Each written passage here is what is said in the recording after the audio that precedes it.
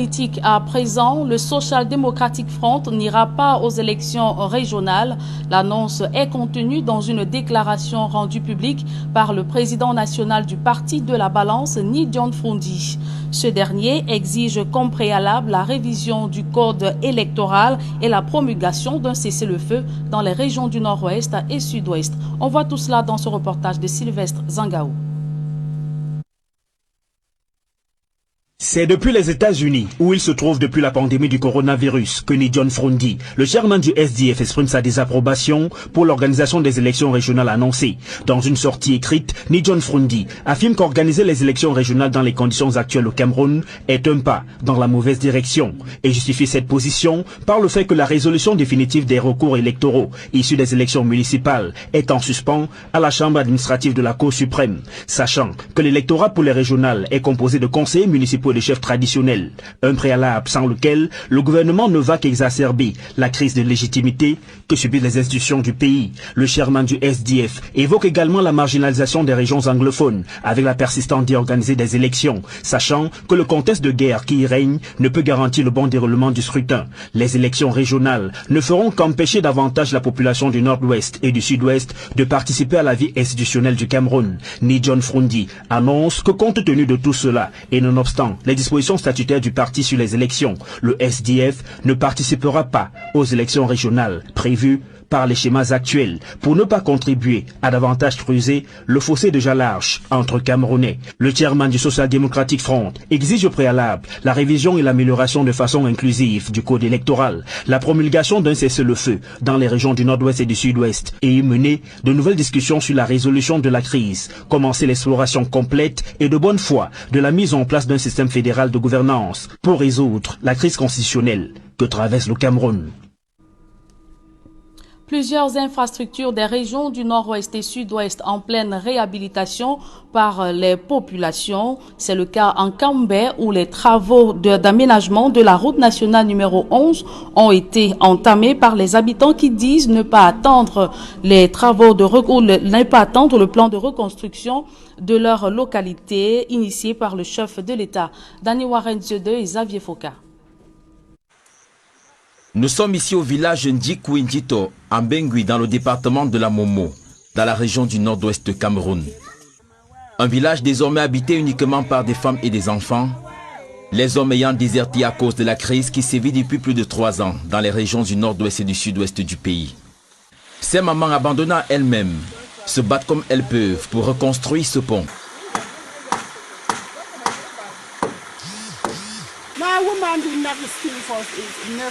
Ce sont les femmes qui reconstruisent le pont. Tous les hommes ont fui à cause de la guerre.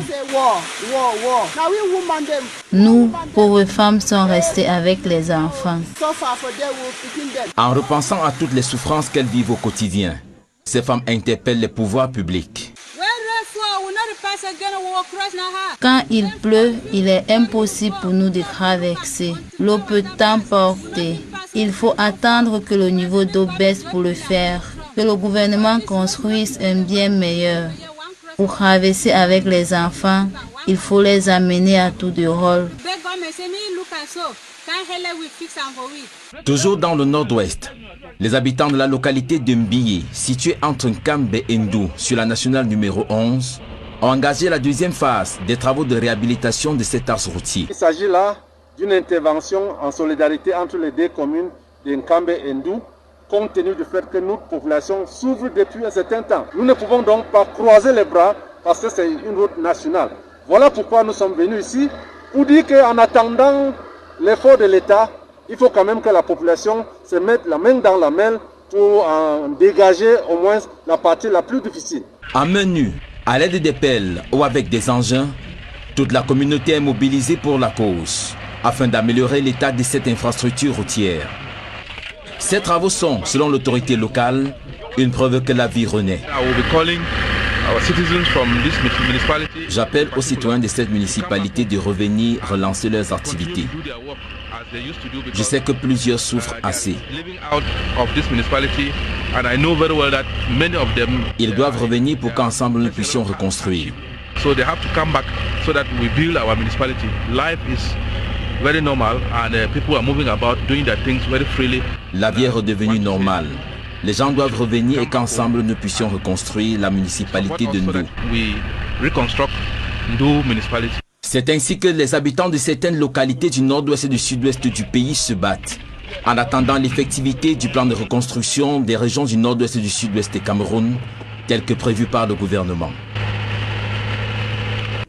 Et les fils et filles du village Bonassama Douala sont en colère.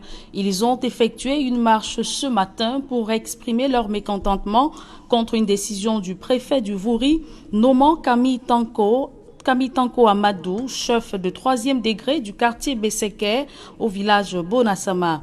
Dans un mémorandum remis au sous-préfet de Douala 4e, ils disent en avoir marre de voir un ressortissant d'ailleurs désigné chef traditionnel sur leur territoire.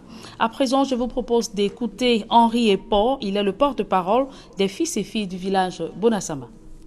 Pour solliciter la rétractation de cet arrêté, parce que cet arrêté cause un grave problème, peut causer un grave problème, perturber l'ordre public et la cohésion sociale au sein de notre communauté.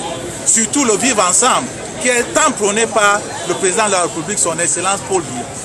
Cet arrêté pose un problème parce que non seulement il viole certaines dispositions pertinentes, certaines dispositions légales pertinentes, mais également est en porte-à-faux avec nos us et coutumes. C'est pour ça qu'aujourd'hui nous sommes sortis spontanément pour manifester notre mécontentement, saisir les autorités et plus particulièrement le sous-préfet de Douala 4e pour lui présenter ce mémorandum que nous avons adressé au préfet du Vouri pour qu'il puisse procéder à la rétractation du dit arrêté.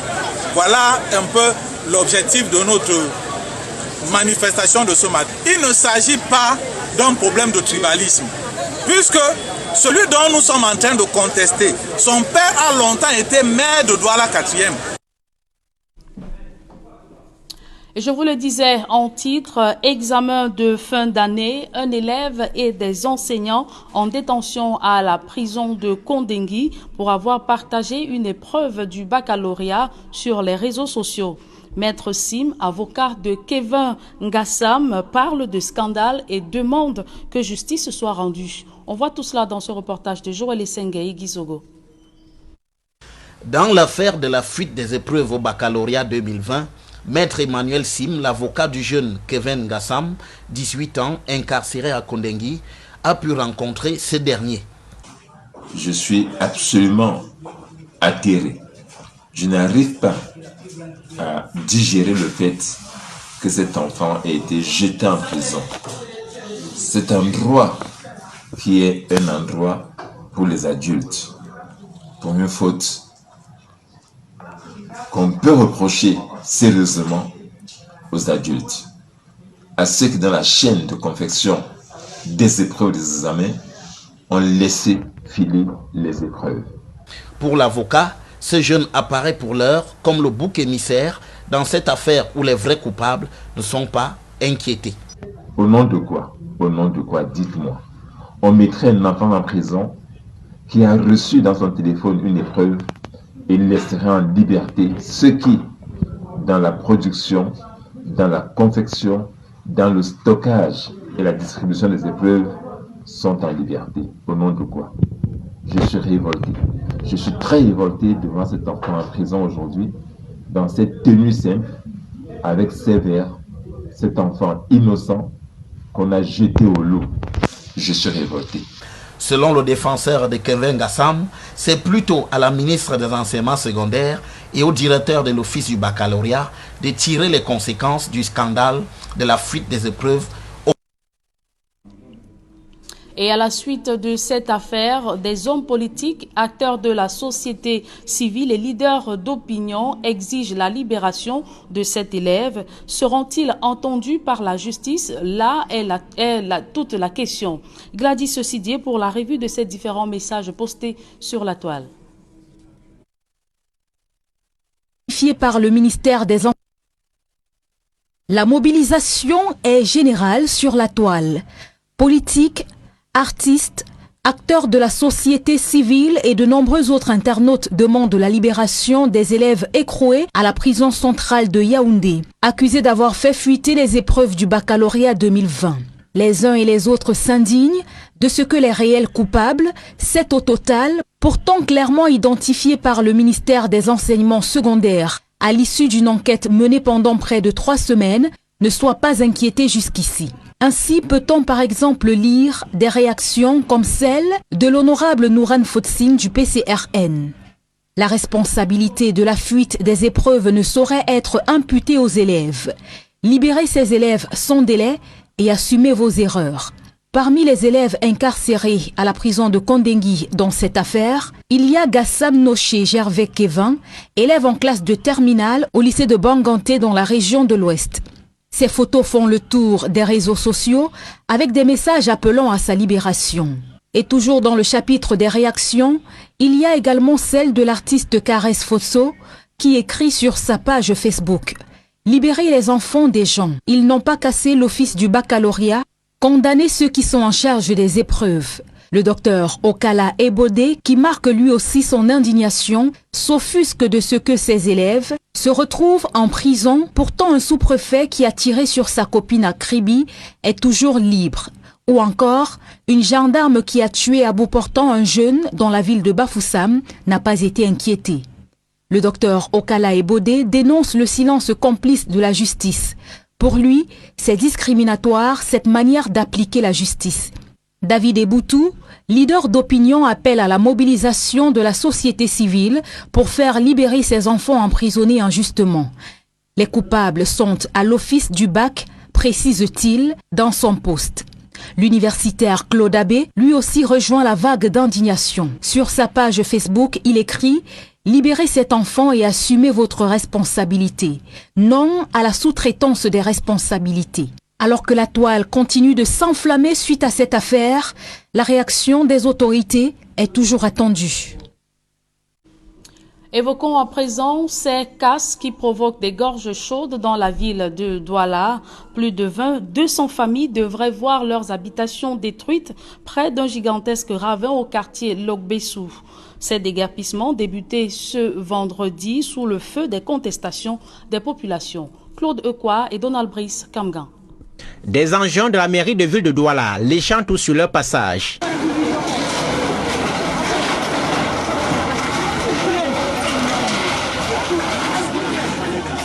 Nous sommes à Lokbessou dans le 5e arrondissement de la ville.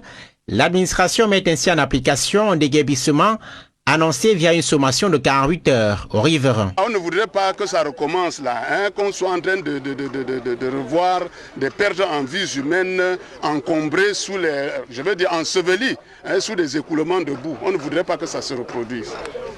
Donc le super maire a décidé donc de sauver ces vies en les déguerpissant, comme vous entendez les sons de marteau et tout ça, ils sont en train de vouloir récupérer les tôles. Dans ce millimélo, chacun se bat à récupérer tôles, meubles ou objets utilitaires. Avant l'arrivée des engins, des habitants sont désespérés. Ça fait aujourd'hui 10 ans que je suis ici dans la maison, ça fait 10 ans que je suis dans la maison. Je suis en train de faire les finitions un peu. Faut mieux je dis me casser, après rentrer scolaire, ça commence. Là pour construire quoi? Pour construire c'est gratuitement. Mais si on fait rien pour c'est pas niveau ça va la construire gratuitement. Comment oui, comment c'est ça va monter mais là gratuitement, mais là oui, là ça va la ça. On construit gratuitement sur quoi? En contrebas de ce gigantesque ravin réputé dans la zone, environ 200 familles seront déguerpies d'après les officiels. Devant les crises et contestations, la mairie explique vouloir préserver des vies dans cette zone où les risques d'éboulement de terrain ne sont pas loin. Le grand risque qu'il y a aujourd'hui, c'est que ceux qui sont en haut peuvent s'écrouler et retrouver les gens en bas. Nous allons donc commencer par le bas pour que le bas soit déguerpi, les maisons quittent et les populations quittent ce bas. Mais qu'en moins de 24 heures, on trouve plutôt des gens de la commune, de la police municipale qui viennent mettre une pression telle qu'on ne peut pas avoir le moindre temps de récupérer des choses qu'on a dans les maisons. Après les casses de ce vendredi à Lokbessou, la question du sort des populations ainsi sans domicile fixe alimente les débats entre régularisation de l'occupation des sols et nécessité de la préservation de la paix sociale. Ces déguerpissements sont prévus dans les autres communes de la ville. Et à présent, à l'étranger, élection présidentielle en Côte d'Ivoire, le président français Emmanuel Macron a reçu ce vendredi à l'Élysée son homologue Alassane Dramane Ouattara, candidat déclaré au scrutin du 31 octobre prochain. De quoi les deux chefs d'État ont-ils parlé dans un contexte de contestation de la candidature d'Alassane Ouattara? Élément de réponse dans ce reportage d'Éric Fopoussi. Emmanuel Macron ne s'oppose pas à la candidature d'Alassane Ouattara pour un troisième mandat en Côte d'Ivoire. Les deux hommes se sont rencontrés au palais de l'Élysée à Paris. C'est le président ivoirien qui, sur son compte Twitter, révèle le contenu de leurs échanges. Alassane Ouattara salue une convergence de vues avec le président français sur la situation économique et politique en Côte d'Ivoire, notamment l'élection présidentielle du 31 octobre 2020 dans un climat de paix. Le président ivoirien ajoute sur Twitter qu'il a eu un excellent déjeuner de travail avec son ami le président Macron. La position du chef de l'État français était attendue. En mars dernier, en effet, le président Ouattara annonce devant le Sénat ivoirien qu'il souhaite transmettre le pouvoir à une nouvelle génération. Dans la foulée, réaction d'Emmanuel Macron qui salue la décision historique du président Ouattara, homme de parole et homme d'État, de ne pas se présenter à la prochaine élection présidentielle. La Côte d'Ivoire donne l'exemple. Le même président français ne trouve donc pas d'inconvénient au retournement de veste de son homologue ivoirien.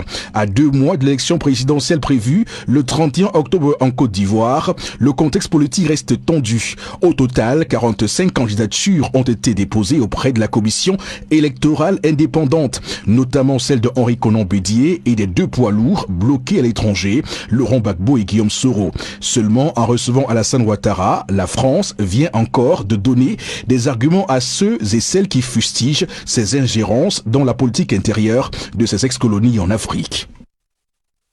Mesdames et messieurs, c'est avec ce reportage d'Éric Fopoussi que nous mettons un terme à cette édition du journal. Merci de l'avoir suivi. Retrouvez dans quelques secondes Serge Alotou pour la deuxième partie d'Equinox Soir. La décision du préfet du Vouri désignant Camille Tanko Amadou, chef de 3e degré, la BCKF fait sortir les populations Sawa. Vous l'avez dit, Sergent Lotou, les fils et filles de Beseke à Bonasama sont en colère. Ils ont effectué une marche de protestation ce vendredi pour exprimer leur mécontentement contre la décision du préfet du Vouri qui désigne Camille Tanko Amadou comme chef du 3e degré de leur communauté. Rafistolage de la voirie de Marois, un député FSNC dans tous ses états. L'honorable Salmana Amadou Ali critique ou s'oppose aux travaux à la va-vite qu'a initié le maire de la ville en vue d'accueillir les 7 membres du gouvernement qui séjournent dans la ville de Marois pour évaluer l'ampleur des dégâts ou des dommages des inondations sur le pont Pallard effondré lundi dernier. Serge Alain. Voilà, merci. J'étais très ravi de vous avoir pendant ces 2 semaines, Julien Berthe Bissaille. Ce fut également un plaisir. Rendez-vous très prochainement parce que dès lundi, Cédric Nouffelé est là pour le 20h. Bonne soirée à vous, Julien Berthe Bissaille. Bonne soirée à vous, Serge Alain. Alors, messieurs, dans un instant, la suite, et qu'il en soit.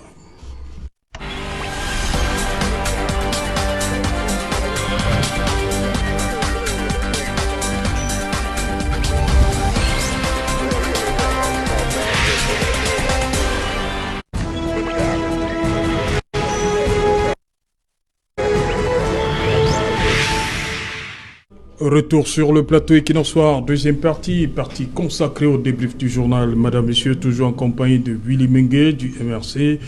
Et il est également là, Victoire Tchoupou, PCRN, docteur des fouets du Rassemblement démocratique du peuple camerounais, et Jean-Robert Wafo, Social Democratic Front.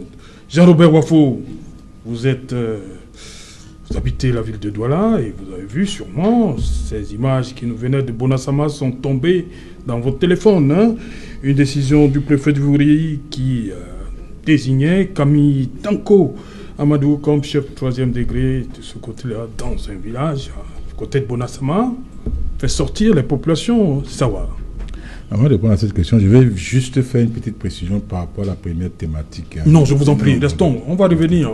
Bon, d'accord, on reviendra. L'émission à ses canons. Donc, on va revenir. Bon, ce qui s'est passé, n'est-ce pas, du côté de Bonabéry, c'est vraiment désolant. Désolant, pourquoi? C'est désolant parce que des villes comme Douala et Yaoundé, ne peuvent pas être considérées comme toutes les autres villes du Cameroun. Dans un statut particulier, un peu comme à Washington, non? Dans Washington DC. C'est des statuts particuliers parce que c'est l'État du Cameroun qui a décidé de faire de Yaoundé, par exemple, un centre, dans la capitale politique, donc le centre de production des services. Et de Douala, le centre de production des richesses. Et vous allez bien constater que moins il y a de PIB, moins il y a d'exode rural ou de démographie. L'État du Cameroun aurait pu choisir Boya ou Limbe, que Douala n'aurait pas eu cette même attractivité. La même attractivité. Parce qu'il faut qu'on fasse très attention. Je suis d'accord qu'on puisse respecter, puisque on a trouvé dans justement ça, est-ce qu'on perd qu'on puisse respecter. Je suis d'accord, c'est-à-dire que qu'on respecte, n'est-ce pas, leur culture, leur spécificité locale, etc., etc. Et d'ailleurs, c'est même ce qui se fait. Même au niveau des entreprises, vous allez voir, au niveau de la responsabilité sociétale des entreprises, vous allez voir. C'est-à-dire que les fils, par exemple, Douala, chaque fois qu'une entreprise s'installe à Douala, il y a un certain nombre d'avantages, il y a un quota qui leur est dévolu dans le cadre de la responsabilité sociétale des entreprises. Bon, mais les gens doivent comprendre que toute médaille a un revers. Toute médaille a un revers. Vous ne pouvez pas accepter la médaille et ne pas accepter le revers. Le revers, c'est quoi? C'est parce que les gens se sont déplacés en masse. Parce qu'il y a cet exode rural. Les gens sont partis de partout pour venir à Douala, créer des richesses à Douala, que Douala a un PIB de 3090 milliards de francs CFA. Aujourd'hui, vous allez voir des gens en train de se battre pour que les routes passent dans leur village. Si les routes passent, vous n'allez plus les voir dans les grandes villes, parce qu'on dit souvent que quand la route passe, le développement suit. Mais le Cameroun, c'est-à-dire que l'État du Cameroun a décidé de faire de Douala un centre de production des richesses. Et bien évidemment, ça ne peut être qu'attractif. Donc, parce que ce qui s'est passé là, à Bonabéry, c'est extrêmement dangereux pour notre vivre ensemble. Parce qu'il y a des choses qui peuvent se régler, pas au vu aussi de tout le monde. Et les gens doivent comprendre décidément dans ce pays que le Cameroun a 3 crises. Première crise, c'est la crise du Nozo. Deuxième crise, c'est la gouvernance. Troisième crise, c'est le tribalisme, avec tout ce que ça comporte comme dessin inavoué projeté sur notre vivre ensemble. Et c'est là où la commission Moussongué devrait intervenir. C'est là où cette commission devrait intervenir. Mais j'ai comme l'impression que cette commission ne fonctionne pas normalement. Parce qu'elle aurait dû se prononcer, par exemple, j'ai vu dans les réseaux sociaux. Mais j'espère que vous aussi, plusieurs personnes ont vu le mémorandum. Un certain mémorandum des savoirs. Mais quand vous lisez ce mémorandum, vous avez froid au dos. Ils disent qu'il faut un certain nombre de ci, un certain nombre de ça, des postes qui doivent leur être réservés, etc., etc., etc. Bon, si maintenant tout le monde quitte Douala, si les gens quittent Douala avec leur richesse, que deviendra Douala? Non, c'est parce que l'État du Cameroun a choisi Douala comme étant le centre de production des richesses. On aurait pu choisir Limbe, qui est un port, ou alors Kribi. Tout comme l'État du Cameroun a choisi Yaoundé comme capitale politique dans le centre de production des services. Donc on aurait pu choisir Bafia.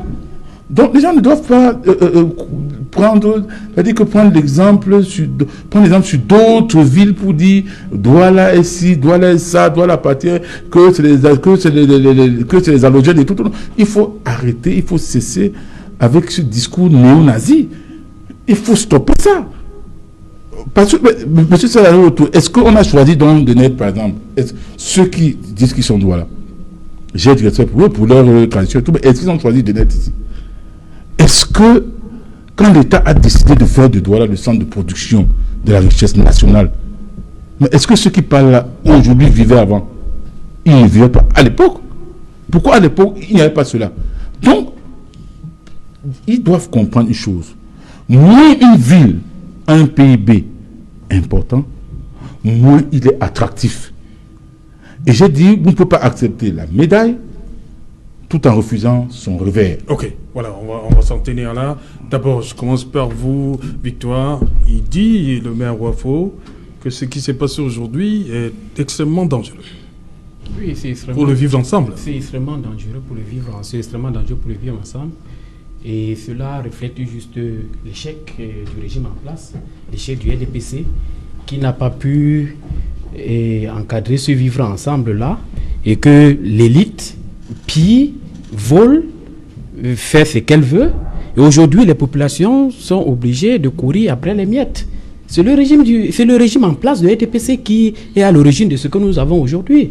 Et c'est pour ça que nous, au PCRN, avec l'honorable président Kabralibi, nous parlons du fédéralisme communautaire qui va permettre à ce que les communautés puissent se fédérer, les aînés puissent se fédérer, et que l'autonomie que nous allons accorder aux différentes régions, aux régions identitaires, c'est comme ça que nous appelons, vont les permettre de choisir non seulement d'autogérer ce qui concerne les litiges fonciers ou les problèmes et tout, mais aussi empêcher à ce que cette élite qui pille depuis plus de 60 ans aujourd'hui, on peut dire 60 ans puisque c'est toute une continuité. C'est le RDPC qui est à l'origine de ce qui est aujourd'hui. C'est dangereux quand on voit déjà. Mais bon, maintenant, le bémol c'est quoi? Si les populations du Douala, s'il faut dire comme ça, préfèrent ne pas utiliser les termes que nous avons l'habitude d'utiliser, autochtones, allogènes, qui n'ont pas, pour moi, peut-être pas vraiment de sens. Ces thèmes sont là aujourd'hui, c'est depuis quelques années déjà. Avant, on ne parle pas de ça.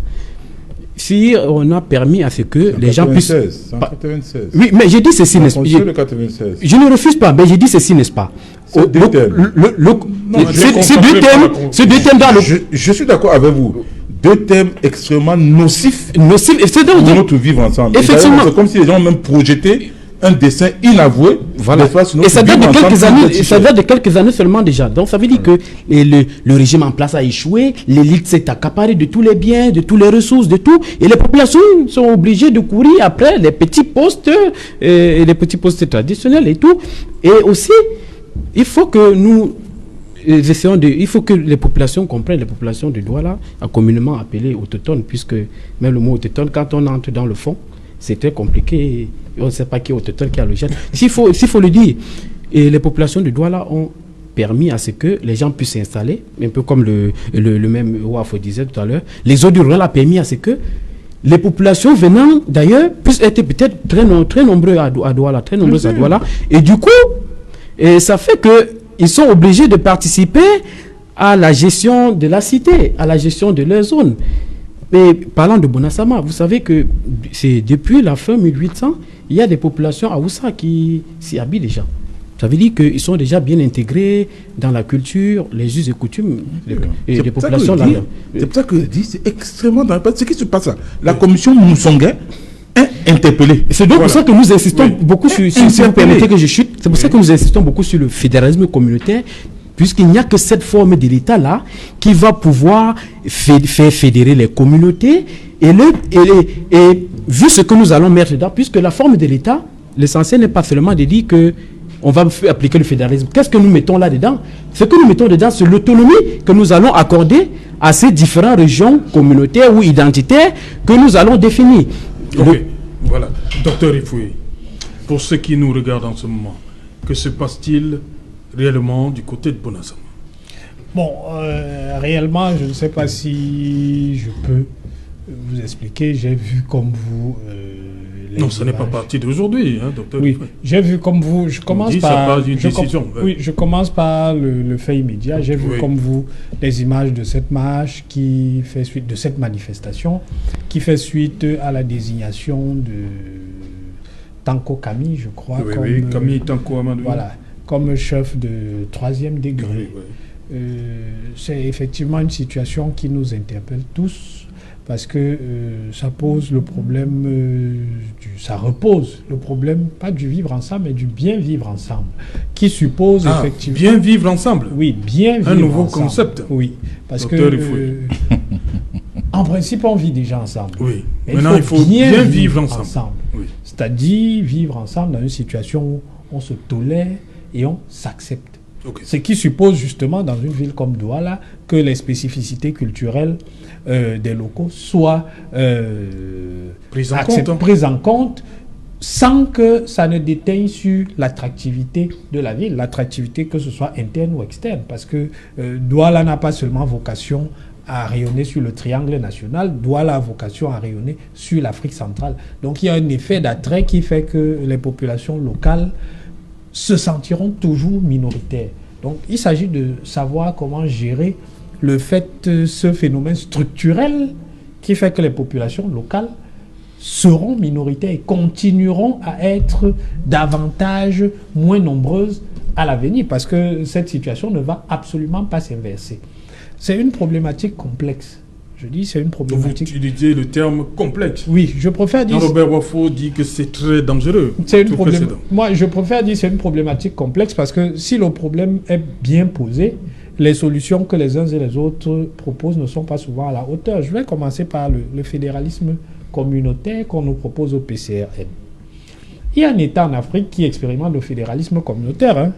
Cet État s'appelle l'Éthiopie. Et en Éthiopie, aujourd'hui, vous avez 1 million de déplacés. Vous avez des pogroms à n'en plus finir. Personne n'en parle. On en parle très peu. D'ailleurs, le Premier ministre a reçu un prix Nobel. Mais sa propre région est une région autonomiste et séparatiste. Nonobstant le fédéralisme communautaire, parce que justement, ce qui s'est passé en Éthiopie, c'est dans un certain nombre d'États, vous avez des populations minoritaires. Et les populations majoritaires ont tendance à s'en prendre aux populations minoritaires. Or, c'est la situation qui arriverait ici si on mettait en place le fédéralisme communautaire. C'est pour ça que le SDF est pour le fédéralisme tout court. Bon. Sur la base, peut-être, retour à 61, c'est possible. Ou sur les contours des 10 régions actuelles, le peuple décidera, mais il faut le fédéralisme parce que le jacobinisme a échoué. La décentralisation est morne, il faut redistribuer les richesses à la base. Je crois que j'ai encore la parole. Voilà. Merci Serge Alain. Il faut que les élus locaux soient les acteurs les plus importants, parce que dans la décentralisation, c'est le fonctionnaire qui est l'acteur principal et c'est lui qui décide de tout. Nous parlons là de vivre ensemble. Je n'ai pas le sentiment que quand vous faisiez la promotion du fédéralisme en première partie d'émission, c'était pour nous dire que le fédéralisme était une solution pour régler le problème du tribalisme. Vous l'avez présenté en parlant de la corruption, en excipant les 1920 milliards qui avaient été volés. Je tiens à vous rappeler, vous me laissez terminer, je tiens à vous rappeler que le Nigeria qui est à côté est un pays fédéral. On y vole beaucoup plus qu'au Cameroun. La corruption y est systémique. Mais c'est ce que vous dites. C'est un exemple. Prenez l'exemple de la Suisse. C'est justement pour vous dire. Prenez l'exemple de la Suisse. Prenez l'exemple de l'Allemagne. C'est ce que vous dites. C'est une affirmation gratuite. Et puisque vous ne vous Prenez l'exemple du Canada. La corruption au Nigeria est beaucoup plus élevée qu'au Cameroun. Non, j'attendais que vous dites autre chose que de parler de la corruption au Nigeria. J'attendais que vous dites autre chose, peut-être parlant du victoire. Je répondais. En termes de proportion, la corruption est plus élevée au Cameroun. Jean-Robert Wafo. Ce n'est pas vrai. Et vous le savez. Donc, ce que je dis, c'est pour le vivre ensemble, il y a effectivement un problème qui concerne particulièrement Yaoundé et Douala, qui sont des villes métropoles au sein desquelles nous avons des populations qui, parce qu'elles sont accueillantes et aussi par le fait du colon et par la suite par le fait de l'État, ont accueilli les autres populations. Donc, est-ce qu'il faut... C'est l'élite. C'est l'État qui a décidé. Jean-Robert Wafo, je vous en prie, pas à tous les coups. S'il vous plaît. Attention. En 1800, quand on a établi le premier comptoir colonial à Douala, l'État n'existait pas. Donc je dis bien, c'était d'abord par le fait du colon, ensuite par le fait de l'État du Cameroun. Voilà. L'État surtout. Là, c'est bien dit. Donc, ce que je dis, c'est, vous avez ces villes. Ce qui se passe, c'est que ces populations, les populations locales, elles ne peuvent pas aller en exode puisque la zone attractive, c'est chez elles. Donc, je comprends qu'elles se plaignent en se disant, certains peuvent venir être sur certains postes en compétition chez nous, avec nous, alors que nous, il ne nous arrivera pas, ou il est pratiquement improbable que nous, on aille aussi être en compétition avec elles, chez elles. Donc, je comprends cette réserve-là. Mais, je dis, il faut qu'on trouve un moyen terme qui permette de concilier ces intérêts, parce que ce serait une double peine si ces populations doivent être sur certains postes en compétition avec des personnes qui viennent d'ailleurs, alors qu'elles ne peuvent pas être en compétition ailleurs avec ces... Et la notion d'intégration nationale. Oui, mais l'intégration ne signifie pas justement qu'il faille léser certains au profit des autres. Est-ce qu'on est intégré ou pas? On devient intégré quelque part au Cameroun ou pas? Mais je vais vous prendre un exemple d'intégration dans la ville de Douala. Oui. Le maire Fampouda Gobert, il est décédé, on l'a enterré ici. Oui. C'est un Doualais. Je pense que même sa fille ne vous dira jamais qu'elle est de l'Ouest. Hein. Ce sont des Doualais, c'est-à-dire qu'ils sont de Douala. Je vais vous prendre un autre exemple qui est un exemple plus lointain. Mandessi Bel. Oui. Il a été adopté par son père qui était un roi, mais il venait de l'Ouest. C'est un prince, sa branche familiale est une branche chez les Belles. Sauf que, petite précision, cette branche-là ne peut jamais aspirer au trône. Pourquoi? Parce qu'on considère quand même que même si c'est un enfant du village, même si c'est un enfant du roi, c'est un enfant qui vient d'ailleurs. Oui. Donc, ce sont des situations qu'on a déjà connues. Moi, je dis, c'est une situation complexe. Il faut pouvoir la gérer en conciliant des intérêts qui sont en apparence contradictoires. C'est-à-dire préserver les intérêts des locaux sans que ces deux villes, c'est-à-dire Yaoundé et Douala, ne perdent en attractivité. Ok. Willy Mengue, oui. Sur cette situation d'intégration la décision du préfet qui fait sortir les populations. On conteste, de notre thématique là, contestation. Un membre du collège électoral qui est fortement contesté de ce côté. C'est-à-dire un bruit d'avant-guerre. Bon, moi je dirais, je crois qu'on s'embrouille un peu quelque part là, pas nous sur le plateau, mais ce qui se passe sur le terrain, parce qu'en fait, le préambule de la Constitution de la République est clair. C'est-à-dire tout citoyen camerounais, d'où qu'il soit, a la liberté de s'installer en tout lieu, en tout temps, sur l'ensemble du territoire national, en jouissant de tous ses droits, y compris les droits politiques. Non, on ne lui conteste pas. On ne conteste pas justement, à Camille l'installation à BCK.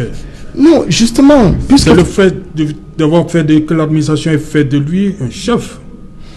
Oui. Tout le problème. Oui, le problème, bon, peut-être degré, bon, peut-être qu'il n'a pas hérité, peut-être le modèle de désignation des chefs. Vous voyez, c'est pas le seul cas. Le seul cas n'est pas dans cette entité territoriale de ce côté-là. On a sur la carte des chefferies au Cameroun, il y a plusieurs chefferies qui ont même connu des crises, c'est-à-dire 2 ans, 3 ans, parce qu'en fait, les communautés attachées à cette chefferie contestaient le fait que l'autorité administrative vienne peut-être interférer sur le choix. Ça, c'est parce qu'il y a une absence de procédure ou de légalité très claire là-dessus. D'un côté, vous allez voir que bon, les chefferies héritées, les populations adhèrent. De l'autre côté, l'autorité vient peut-être à désigner, ça peut constituer un couac, comme c'est le cas aujourd'hui. Sauf que, au-delà de cet aspect, il y a un autre problème. Quand on a bien lu, si vous avez bien lu les griefs que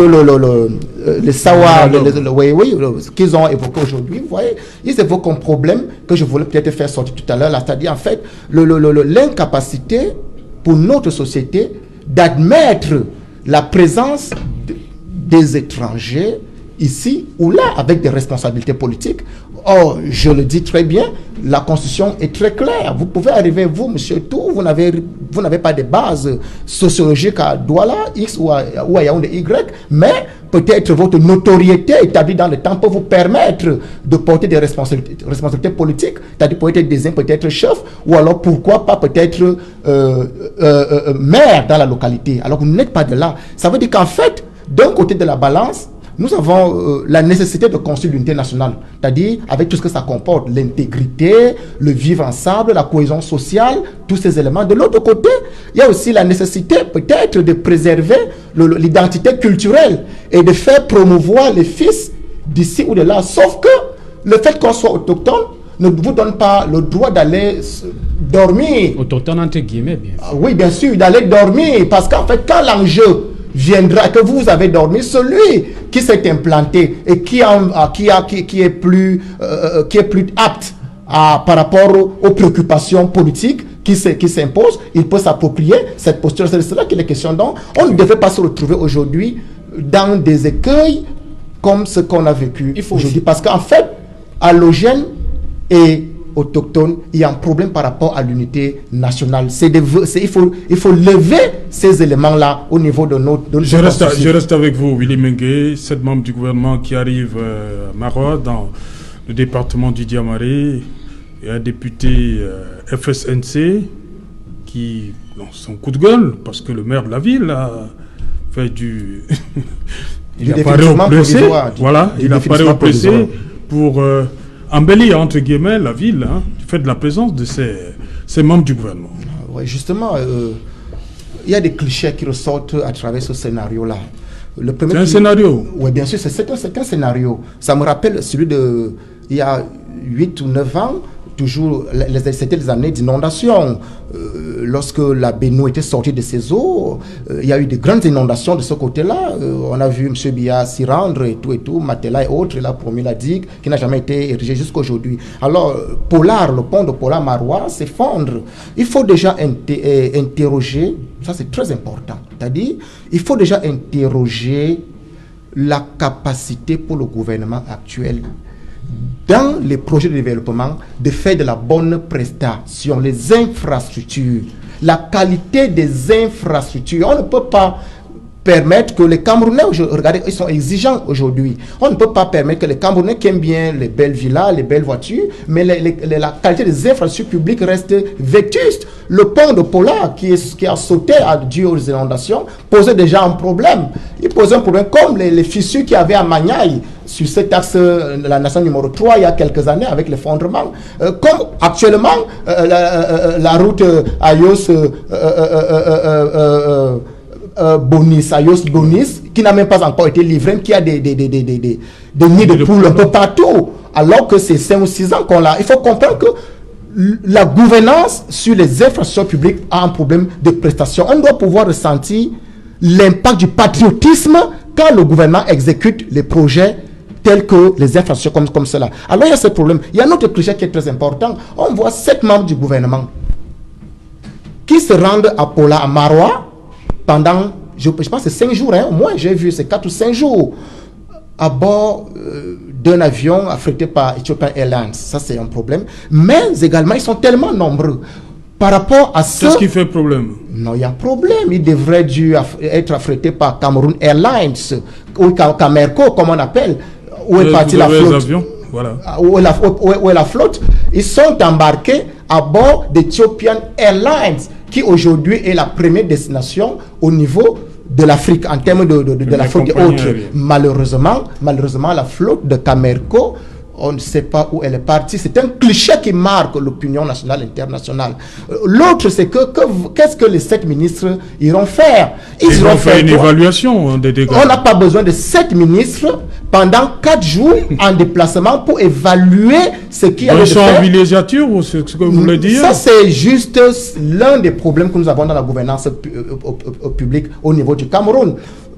L'argent qu'on a dépensé par rapport à leur visite aurait déjà pu permettre de se constituer une enveloppe qui permet, n'est-ce pas, de refaire ce pont. De lancer les travaux même. De lancer immédiatement, dans l'urgence, les travaux, avec une convenance de temps, puisque c'est un pont vétuste. Mais ils vont faire le constat, puis ils reviennent. Ils sont jusqu'à 7. Je dis que c'est énorme. 7, c'est énorme. C'est énorme. Juste le ministre des Travaux publics, par exemple, pouvait se rendre sur place avec le gouverneur de la région.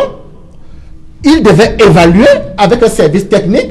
En 1 ou 2 jours, il rentre et directement les travaux. Le ministre de l'administration territoriale a aussi sa place dans cette délégation. Il ne construit pas les ponts. Non, il y a la population qui est... Sauf il y a eu inondation. Il y a inondation. Le gouverneur est peut-être mieux placé pour apporter un discours de réconfort aux populations. Ce qu'on a peut-être...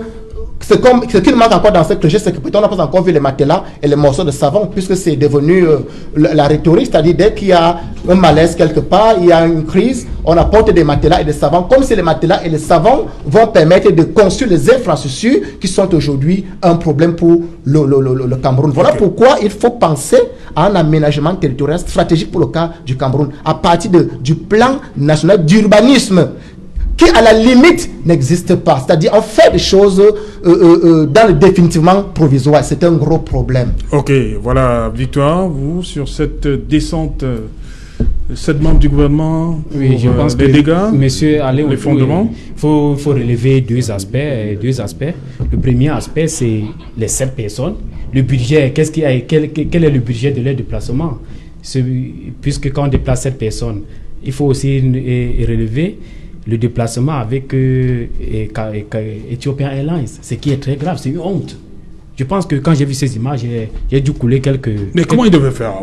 Qui se rendent là? Non, pourquoi Kamer Koué aujourd'hui tué? C'était quand même une compagnie qui nous donnait une certaine notoriété.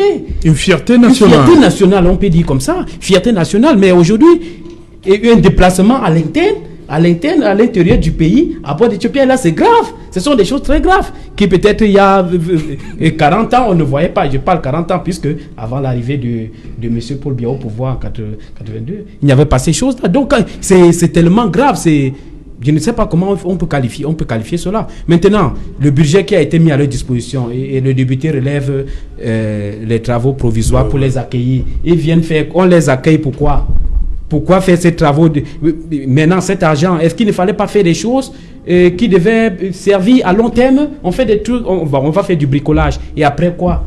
On est au Cameroun, on est habitué à faire du bricolage, du provisoire. Je pense que je me rappelle une descente du chef de l'État au pont du Vouri, où on avait pratiquement dépensé des centaines de millions. Je ne sais pas, pour faire une gendarmerie ou des choses là. Et après, on a tout détruit. Ce dont on l'avait accueilli avec. L'inauguration du second pont. Mais c'est très grave. Non, je pense que c'était même la pose de la première pierre pour le second pont. Le deuxième pont. Oui. C'était des centaines de millions qu'on avait dépensé. Donc vous avez un problème avec la gendarmerie qui a été construite de ce côté-là? Non, pas seulement la gendarmerie. Je dis les dépenses pour l'accueil du chef de l'État étaient des centaines de millions déjà. Et du coup, ce sont des choses, c'est de l'argent dépensé comme ça. Et c'est donc pour ça que le problème au Cameroun, c'est le problème de son élite, comme Charles Yateba Yéné disait. C'est-à-dire qu'on dépense l'argent de l'État bêtement, chacun dépense comme il veut, chacun essaie de faire comme si c'était les caisses, il ne sait pas trop, comme si c'était des caisses personnelles. Et ça, ce sont des choses très graves. Voilà. Donc, le problème au Cameroun, si vous permettez que je puisse chuter, c'est son élite, c'est le gouvernement, c'est le régime qui a, quand s'il faut faire des choses provisoires, le pont a chuté. Et quand on construit un pont, c'est un nombre d'années. Ça veut dire que quand cette année, quand cette période approche déjà, on se prépare déjà à remplacer le pont. Mais quand on ne remplace pas, on laisse le pont chuter, les inondations. J'espère qu'ils ne vont pas dire que c'est une catastrophe naturelle, puisque les inondations au Cameroun n'ont jamais été des catastrophes naturelles. Les inondations au Cameroun, c'est parce que l'État a permis aux gens de s'installer n'importe comment, pour une urbanisation qui est très grave, désordonnée et tout. Oui, on va écouter le coup, la sommaire de Jean-Robert Wafo. Vous êtes plutôt dit que Jean-Robert Wafo, vous avez dit que le 7 membres du gouvernement pour évaluer. Le problème du Cameroun, c'est la gouvernance. Oui. Je vous ai longtemps dit cela. Toujours la gouvernance. Il a parlé, n'est-ce pas, du taux d'amortissement des ouvrages. C'est connu, ça se calcule, on sait la durée. Merci. On sait à quelle période, donc justement, il faut soit renforcer un pont. Et pourquoi non renforcer? On peut faire d'autres ponts. Parce qu'il n'est pas quand même normal qu'un axe comme Maroua, Mora, Kousseri soit réglé par un seul pont. C'est quand même incroyable. C'est un pont qui date, je crois, c'est des années 60. Mais entre-temps, qu'est-ce qu'on fait? Mais à quoi sert, par exemple, la direction de la protection civile au niveau du MINAT? Ça sert à quoi? Des experts ont fait comprendre que sur toutes nos nationales, que c'est Dieu qui sauve le Cameroun. mais c'est ce que, quand le pont de Maniaï s'est écoulé, ils ont fait comprendre que tous les ouvrages là, qui étaient en état de vétusté très avancé. Ça n'a rien dit aux gens. Mais écoutez, on a bien envie de se demander, mais finalement, ils se moquent de qui? Et comme vous dites, ils prennent Ethiopian Airlines. Quelle honte. C'est une honte nationale. Et vous avez vu les images? Vous avez vu le tarmac fissuré partout. Mais les députés du FSNC, c'est vrai qu'ils sont de la majorité gouvernementale. Donc, ils auraient dû se concentrer d'abord entre eux. Mais il a raison. Regardez le tarmac, regardez les images.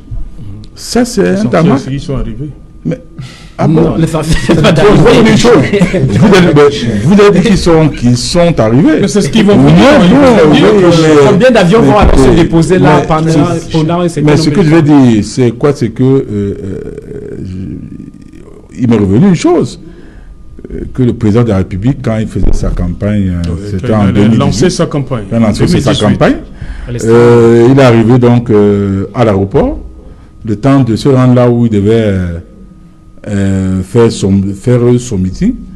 Mais c'est à peine s'il voyait, n'est-ce pas, les véhicules devant lui, parce qu'il y avait tellement de poussière. Pourtant, le maire, à l'époque, a pris de l'argent, je crois que c'est le délégué du gouvernement, ils ont pris de l'argent pour dire qu'ils devaient donc aménager les routes. Résultat de course, il n'a même pas pu dormir là-bas. Donc, c'est toujours à Marois. Mais écoutez... C'était à l'extrême, non, moi je pense bien. Mais c'était à Marois. C'était à Marois. Donc, c'est pour vous dire quoi? Et je vous ai toujours dit, ce qui se passe dans ce pays, tout se passe comme si tous ceux qui nous gouvernent ne croient même plus au président Biya. Ils pensent à autre chose. C'est l'après-Biya. Ils doivent accumuler pour préparer le grand soir. C'est de ça qu'il est question. Tout ce budget, vous allez voir, et le député est dans son rôle. Il doit contrôler l'action de l'exécutif. Il est dans son rôle. C'est-à-dire, le rôle du député, c'est de contrôler l'action gouvernementale. Le gouvernement, c'est pas seulement à Yaoundé. Il y a aussi l'exécutif communal.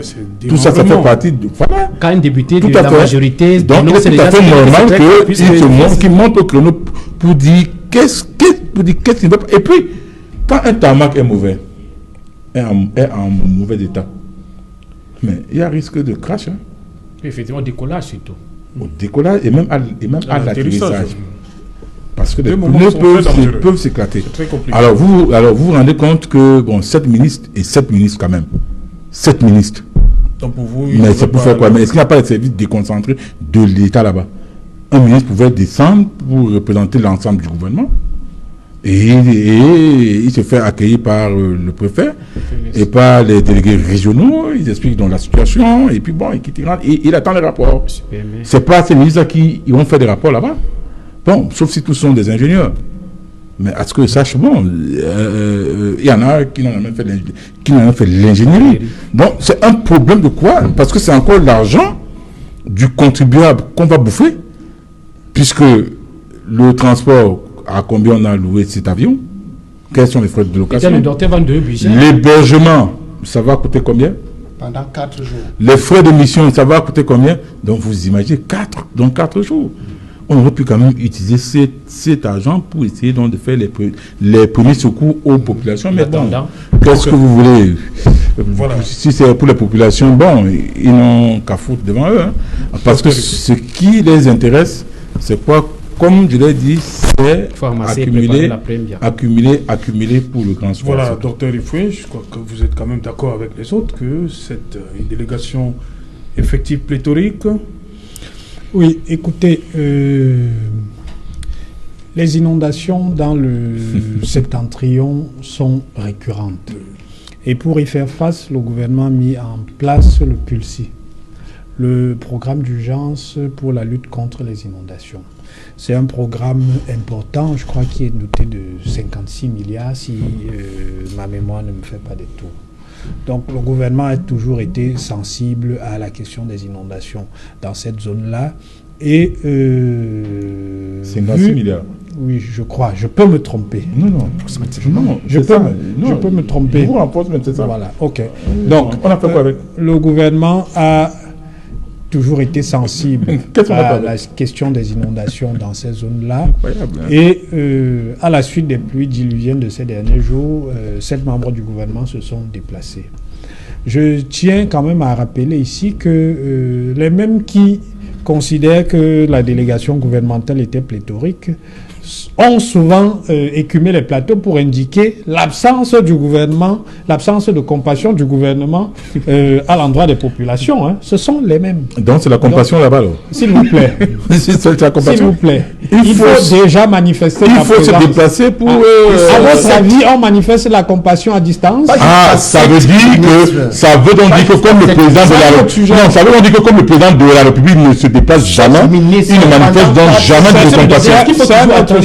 Et des catastrophes pour pouvoir intervenir. Si vous parlez de 56 milliards, s'il vous plaît, à quoi ont servi les 56 milliards? Dans quel délai? Il y a toujours les inondations dans ces zones. S'il vous plaît.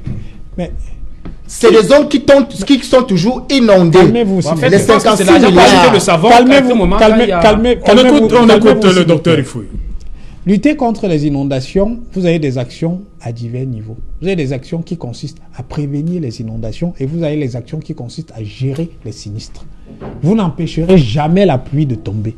Et dans certaines zones, il est impossible d'empêcher les inondations. Ce que le gouvernement, s'il vous plaît, ce que le gouvernement fait, c'est prévenir les dommages. Ce n'est pas empêcher que les inondations aient lieu parce que vous ne pouvez pas. Peut empêcher puisque le gouvernement ne peut pas le faire. Ce ne sont pas des Vous dites non, merci. Un bon plan du depuis plus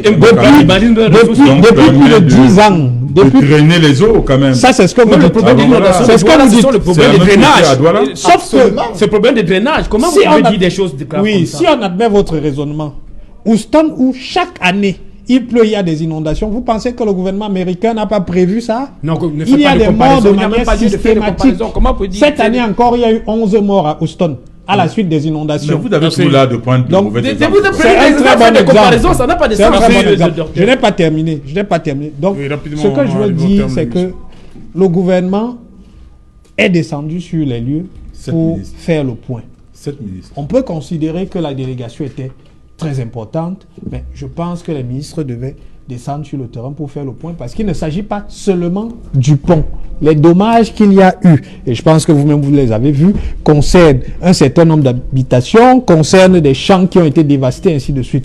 Donc, je suppose que les ministres, et le Premier ministre a validé cette mission, se sont dit, chacun va aller faire une évaluation dans son domaine de compétences. Cela ne signifie pas que les services déconcentrés qui sont là ne font pas leur travail. Mais c'est aussi pour montrer aux populations du nord-ouest et du sud, de l'extrême nord, qu'elles ne sont pas abandonnées et que le gouvernement est très sensible à ce qu'il s'y passe.